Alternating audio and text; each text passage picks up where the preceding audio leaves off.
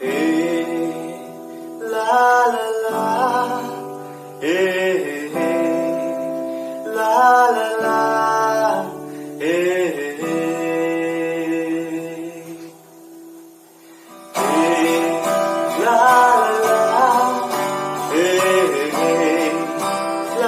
la la,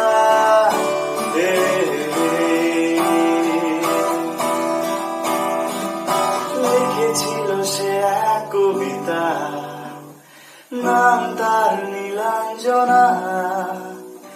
তার সেই প্রেমের ভাষা চিরদিন ছিল অচেনা।